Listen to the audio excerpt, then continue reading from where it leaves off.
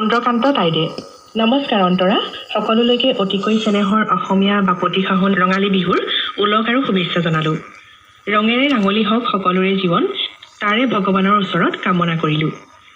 আজি মই বিভিন্ন তথ্য আৰু মাধ্যমৰ জৰিয়তে আহৰণ কৰা গ্ৰন্থৰ কপিৰাইট সম্পৰ্কে মোৰ কিছু অনুভৱ প্ৰকাশ কৰিব বিচাৰিছোঁ। গ্ৰন্থ হৈছে পৃথিৱীৰ আটাইতকৈ আগৰ যোগাযোগৰ মাধ্যম। ইখন সিখন দেশৰ বিভিন্ন ভাষাৰে লিখি প্ৰণয়ন কৰা গ্ৰন্থসমূহে ইখন সিখন দেশৰ মাজত যোগাযোগৰ প্ৰথম আৰু প্ৰধান আহিলা আৰু মাধ্যম। অনুবাদৰ জৰিয়তে দেশসমূহৰ ভৌগোলিক, কৃষ্টি সংস্কৃতি, সামাজিক, অৰ্থনৈতিক, ৰাজনৈতিক, আধ্যাত্মিক আদি নানা বিষয়ৰ গ্ৰন্থ আদান প্ৰদানৰ জৰিয়তে পোনপটীয়াকৈ অথবা অনুবাদৰ জৰিয়তে উপলব্ধ হয়। আৰু এই ব্যৱস্থাৰে গ্ৰন্থ অধ্যয়নৰ জৰিয়তে মানুহে পৃথিৱীৰ লগত যোগাযোগৰ আহিলা হিচাপে গ্ৰন্থক প্ৰাধান্য দিয়ে।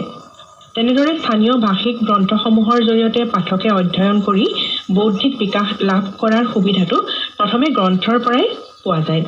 সেয়ে গ্ৰন্থবোৰ মানৱ জীৱনত গুৰুত্বপূৰ্ণ, যিটোৰ দ্বাৰা জ্ঞান আহৰণ কৰিব পাৰে আৰু বৌদ্ধিক বিকাশ লাভ কৰিব পাৰে। এনে গ্ৰন্থসমূহৰ কপিৰাইট হৈছে সাহিত্য, নাটক, সংগীত আদিৰ সৃষ্টি, চিনেমা, ধ্বনি, বাণীবন্ধনৰ প্ৰযোজকসকলক আইনৰ জৰিয়তে দিয়া অধিকাৰ।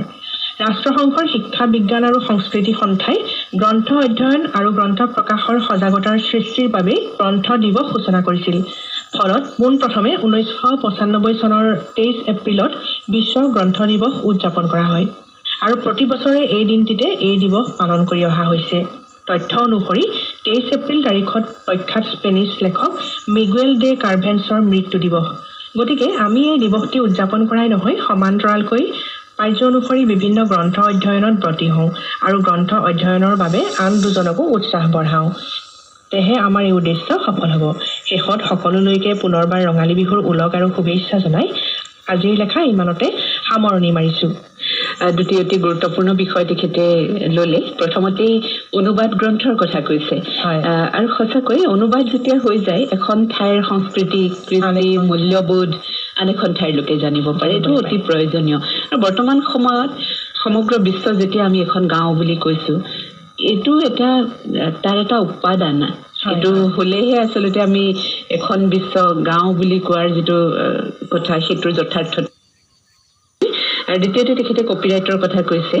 যিকোনো এটা সৃষ্টিৰ মৌলিকত্বটো বজাই ৰাখিবৰ বাবে এইটো এটা আইনী এটা সুৰক্ষা। আমি সকলোৱেই কপিৰাইটৰ সৈতে পৰিচিত। গ্ৰন্থ এখনৰ ক্ষেত্ৰতে হওক, আমি বেটুপাতৰ পিছফালে আমি দেখোৱেই সৰ্বস্বত্ব সংৰক্ষিত। আৰু গুৰুত্বপূৰ্ণ বিষয়। হয়। ঠিক আছে, ধন্যবাদ জনালোঁ চন্দ্ৰকান্ত তাই ডাঙৰীয়া। এনেদৰেই বিভিন্ন বিষয়েৰে অংশগ্ৰহণ কৰি থাকিব অনুষ্ঠানত। আমিও সমৃদ্ধ হওঁ, নহয় জানো শ্ৰীময়? হয় প্ৰভা। তেখেতে পত্ৰৰ শেষত গীতৰ অনুৰোধ কৰিছে। ক্ৰান্তি বোলছবিৰ নীতিন মুকেশ আৰু লতা মংগেশকাৰৰ কণ্ঠৰ জিন্দেগী কি না টুটে লৰি গীতটি গাই দিব বুলি আমি গীতটো আগবঢ়াই দিছোঁ।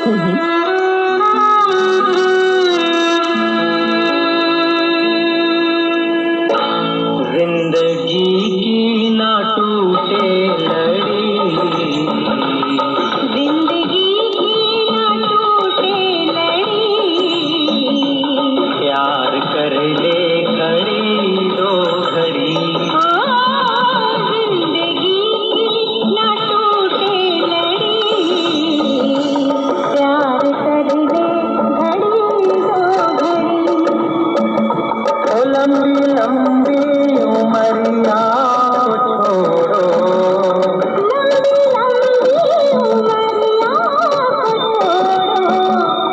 प्यार की घड़ी है बड़ी, प्यार कर ले, हो प्यार कर ले।